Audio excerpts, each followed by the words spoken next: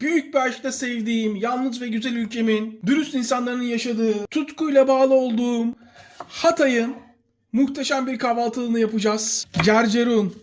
Lezzetli ve hızlı, pratik ve ekonomik. 2 kırmızı soğanın sadece 1,5'unu kullanıyoruz. Buraya kadar tamam mıyız?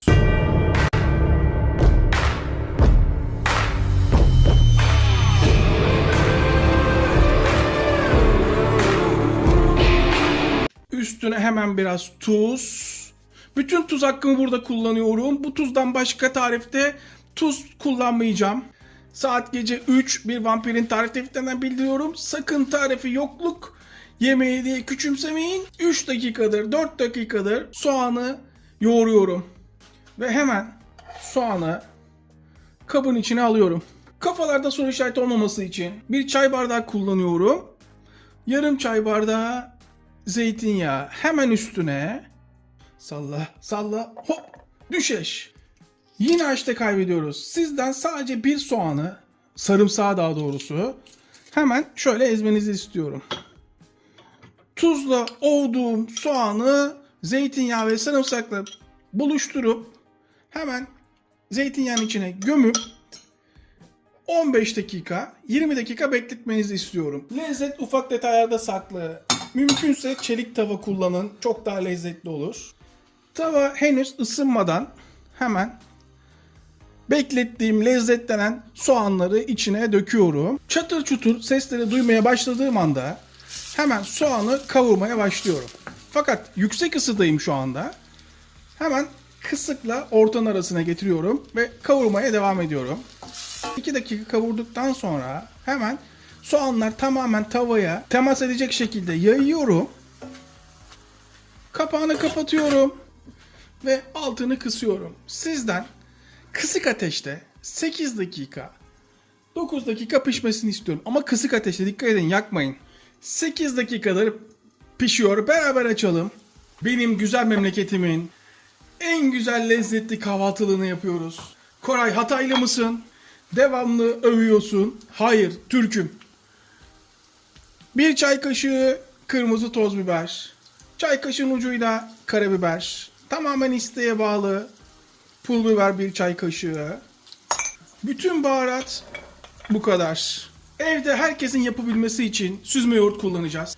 Gerçek tuzlu yoğurda en yakın evde yapılabilecek süzme yoğurt. Esasında tuzlu yoğurt. Tencereye alınan yoğurdu kaya tuzu ile karıştırırsanız şu 1 yemek kaşığı orta ateşte krema kıvamına gelinceye kadar karıştırın. Pişirirken yoğurdun kesilmemesi için ara vermeden karıştırmak çok önemli. Hemen şöyle 3 krema kıvamına gelmiş pişen yoğurdu soğumaya bırakın. Yoğurt iyice soyunca hava boşluğu kalmayacak şekilde sıkıştırarak boş bir kavanoza doldurun. Kavanozun kapağını hava almayacak şekilde sıkıca kapatın. Hazırladığınız tuzlu yoğurdu kuru ve karanlık bir yerde üzerine örterek 4-5 ay boyunca saklayabilirsiniz. Ama evde hızlı yapmak istiyorsanız süzme yoğurt yeterli. 4 yemek kaşığı süzme yoğurt. Artık fazla tuz kullanmıyorum. Bilinenin aksine tuzlu yoğurt denince çok tuzlu bir yoğurt yeniliyor zannediyor. Hiç tatmayanlar için söyleyeyim orijinalini. Esasında mayahoş bir tadı var. Evdeki yoğurtla yaparsanız çok sulanıyor. Bu lezzeti, bu tadı bulamıyorsunuz. Şimdi bu şekilde bırakıyorum. Kaynamasını bekliyorum. Esnaf lokantası tabağı kullanacağım. Ve önemli bir püf noktası, çok fazla karıştırıp yoğurdu sulandırmıyoruz. Hemen tabağımızı alalım şöyle.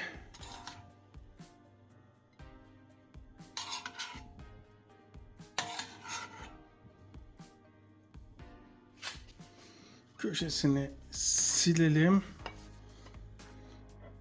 Biraz pul biber atalım. İşte bu. Evet.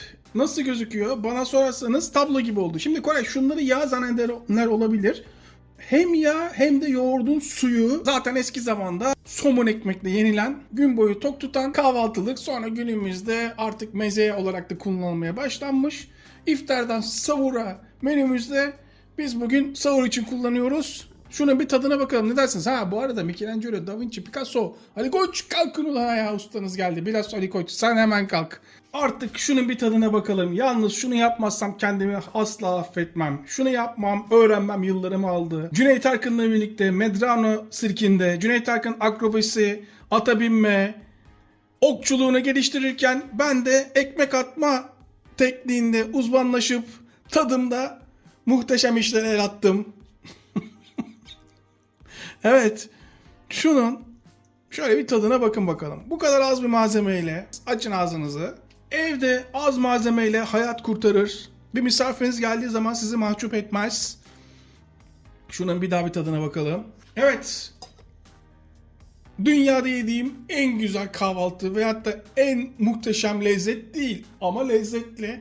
Günü kurtarır, tok tutar. Evde malzemeniz yoksa mahcup olmazsınız misafiriniz gelirse. Muhteşem şehir Hatay'ın muhteşem insanların mükemmel kahvaltısı. Açın ağzınızı. İzleyip abone olmayan vicdansızlar. Sizi unuttum zannetmeyin. İzleyip abone olmuyorsunuz. Vicdansızlık yapıyorsunuz. Boşu boşuna inat ediyorsunuz. Hepimize yine sağlık. Tekrardan herkese selamlar. Devam etsin mi iftardan sahura yoksa yeterli mi?